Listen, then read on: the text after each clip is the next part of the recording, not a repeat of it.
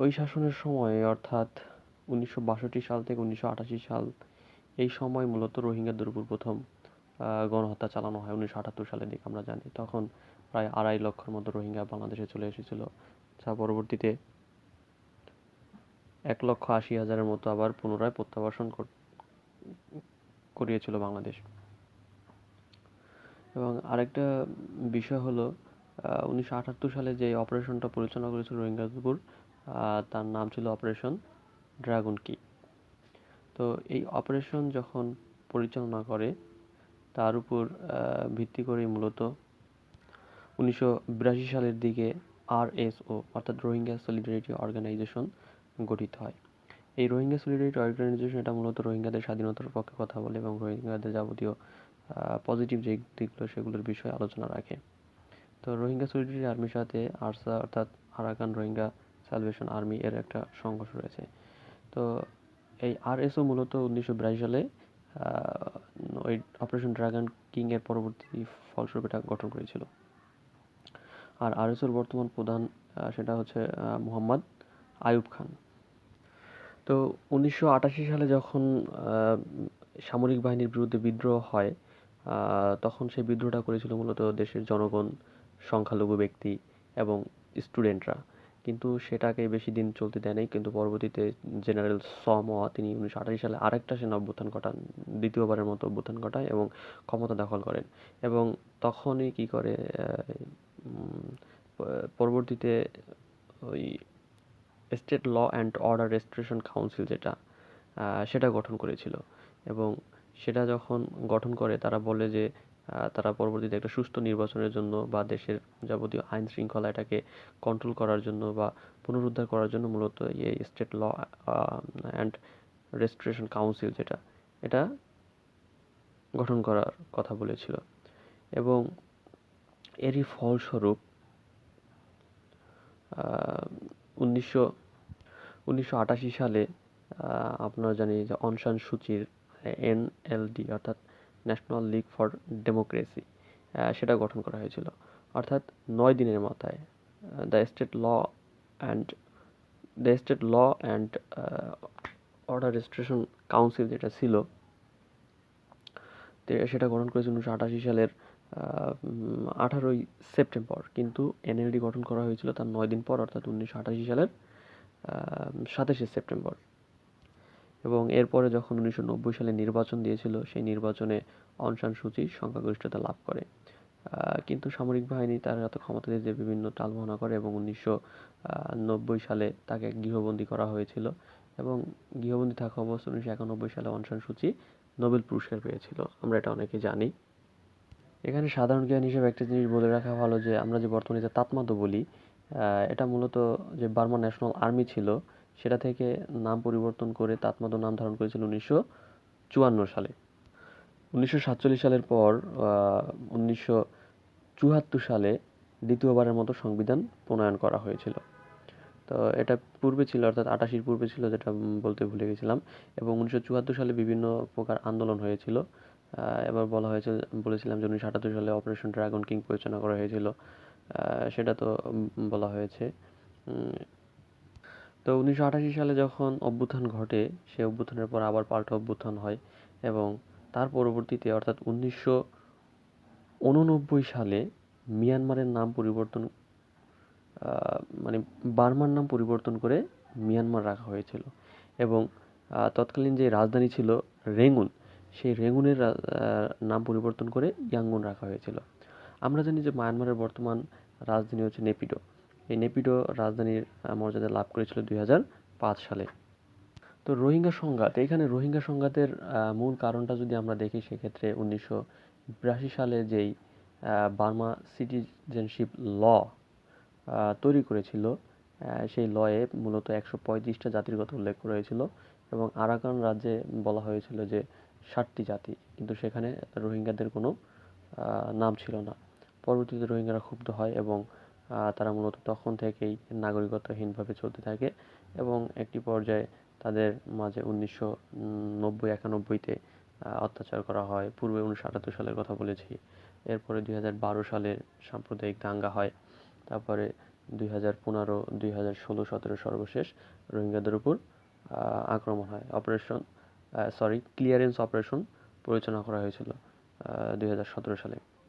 তো 1991-92 সালে যেই রোহিঙ্গাদের উপর যেই হত্যা চালানো হয়েছিল সেটার নাম দিয়েছিল অপারেশন পিথায়া, অর্থাৎ এটা পরিচালনার মাধ্যমে এটা করেছিল। 2012 সালে যেই সাম্প্রদায়িক দাঙ্গা ঘটে এটা মূলত মুসলিম রোহিঙ্গা এবং বৌদ্ধদের মাঝে এটা ঘটেছিল, এবং তারই ফলস্বরূপ 2013 সালে মূলত ওই হারাকা আল ইয়াকিন এটা গঠন করা হয়েছিল, এবং এই হারাকা আল ইয়াকিনের নামই বর্তমানে আমরা যেটা আরসা অর্থাৎ আরাকান রোহিঙ্গা স্যালভেশন আর্মি জানি, সেটার পূর্ববর্তী নাম ছিল হারাকা আল ইয়াকিন। আর এর বর্তমান প্রধান হলো আয়াতুল্লাহ আবু আম্মান জুনুনি।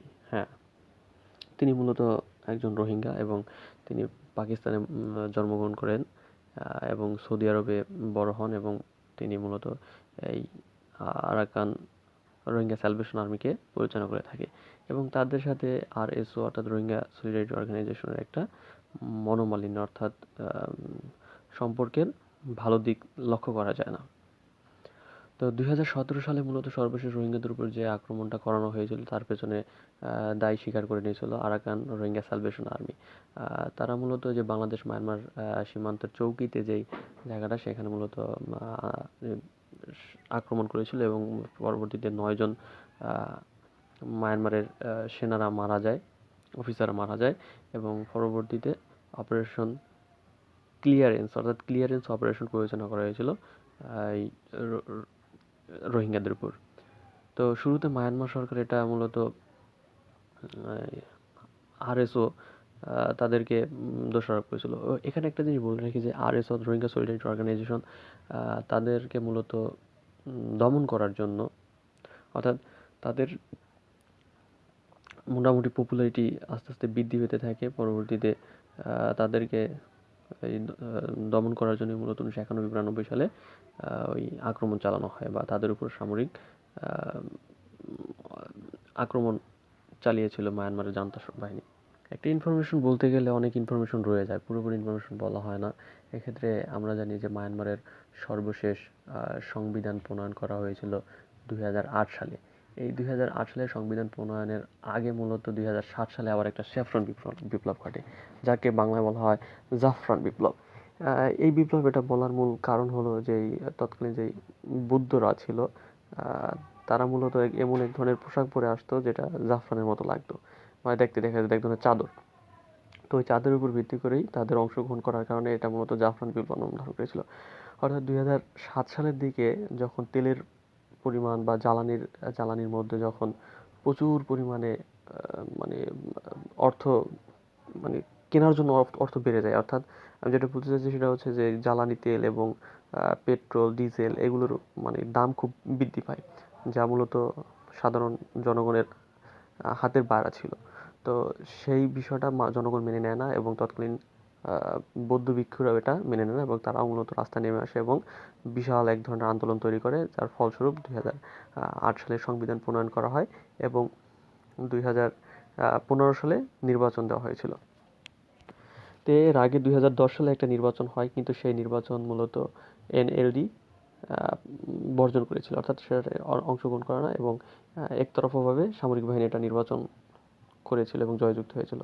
পরবর্তীতে 2015 সালে এনএলডি অংশগ্রহণ করে, এবং তৎকালীন সময় থেকে 2021 সাল পর্যন্ত তারা ক্ষমতায় ছিল। সেক্ষেত্রে 2008 সালে যে সংবিধানটা তৈরি করেছিল সেই সংবিধানের বিভিন্ন বাধ্যবাধকতা ছিল, যেমন সেক্ষেত্রে 25% আসন সামরিক বাহিনীর জন্য রাখা হতো। তারপরে প্রতিরক্ষা, সীমান্ত, স্বরাষ্ট্র বিষয়ক যে মন্ত্রণালয় রয়েছে সেই মন্ত্রণালয়ের প্রধান থাকতো সামরিক বাহিনীর প্রধান।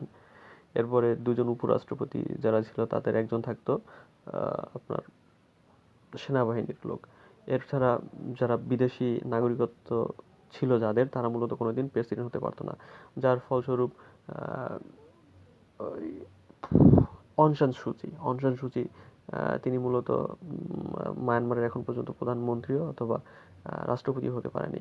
তিনি মূলত একজন প্রধান উপদেষ্টা ছিলেন, এবং যার ক্ষমতা ছিল প্রধানমন্ত্রীর সমতুল্য। তো সর্বশেষ মায়ানমারে 2021 সালের পহেলা ফেব্রুয়ারি যেই সামরিক অভ্যুত্থান ঘটে, অর্থাৎ চতুর্থ যে অভ্যুত্থানটা ঘটে, সেই অভ্যুত্থানটা ঘটার পেছনের যে কারণগুলো ছিল সেগুলোর মধ্যে রয়েছে যেমন থ্রি ব্রাদারহুড অ্যালায়েন্স গঠন, তারপর হচ্ছে আরাকান আর্মির শক্তি বৃদ্ধি ইত্যাদি কারণ ছিল অন্যতম। এখানে আরাকান আর্মি সম্বন্ধে একটু বলে রাখি। আরাকান আর্মি মূলত গঠন করা হয়েছিল 2009 সালে এবং থ্রি ব্রাদারহুড অ্যালায়েন্স এটা গঠন করা হয়েছিল 2019 সালে। এই থ্রি ব্রাদারহুড অ্যালায়েন্সের মধ্যে রয়েছে যেমন Arakan army, Ta'ang national liberation army, Myanmar national democratic liberation alliance army, যেটা এই তিনটা দল মিলে থ্রি ব্রাদারহুড অ্যালায়েন্স গঠন করা হয়েছিল। এখানে আরাকান আর্মির শুরুর দিকে খুব প্রায় 26 জনের মতো সদস্য ছিল এবং বর্তমানে প্রায় 30 থেকে 40 হাজার মতো এর সামরিক কর্মকর্তা রয়েছে। আর এর বর্তমান প্রধান হচ্ছে তুয়ান মারত নাইং, অর্থাৎ আর এই আরাকান আর্মি এটা মূলত ইউনাইটেড লিগ অফ আরাকান এর একটি সামরিক শাখা। আর আরাকানের যেই বর্তমান যে নাম রাখাইন, এই রাখাইন শব্দের অর্থ হচ্ছে রক্ষ দেশ, অর্থাৎ রাক্ষসের যেই দেশ সেটা মূলত নির্দেশ করে। আর মিয়ানমারের সর্বশেষ যেই অভ্যুত্থানটা ঘটে সেটা করেছিল মিন অং হ্লাইং, তাকে বলা হয় মিন অং হ্লাইং। এবং 2021 সালের এই অভ্যুত্থানের পর হতে মিয়ানমারের জান্তা বাহিনীতে এরকম তাদের প্রভাব রাখতে পারছে না। বিভিন্ন প্রদেশে বিভিন্ন বিদ্রোহী গোষ্ঠীরা মাথা জাগা দিয়ে উঠেছে এবং এক পর্যায়ে মিয়ানমার ভেঙে যাওয়ার সম্ভাবনা রয়েছে। তো বর্তমানে আরাকান এটা মূলত আরাকান আর্মির দখলে রয়েছে। তো 1824 সাল থেকে যেই আরাকান দখলে এবং সর্বশেষ তৃতীয় ইঙ্গো-বার্মা যুদ্ধ 1885 সালের পর থেকে যে ক্ষমতা নিয়েছিল সেটা মূলত 1948 সাল। এরপরে 1948 থেকে 1962 সাল পর্যন্ত একটা সময় এবং 62 থেকে 88 পর্যন্ত একটা সময়, 88 থেকে 2015, 2015 থেকে 2021, 2021 থেকে সর্বশেষ বর্তমান অবস্থা এই। আর একটা জিনিস বলে রাখি, সেটা হচ্ছে 2016-17 সালে যে রোহিঙ্গারা আসে সর্বশেষ বাংলাদেশে, তখন রোহিঙ্গারা এসেছিল এবং এরা বর্তমানে কক্সবাজার উখিয়ায় বসবাস করছে এবং বর্তমানে প্রায় 11 থেকে 13 লক্ষ রোহিঙ্গা এখানে বসবাস করছে এবং তাদের প্রত্যাবাসন নিয়ে এখনো কোনো চূড়ান্ত ফলাফল আসেনি।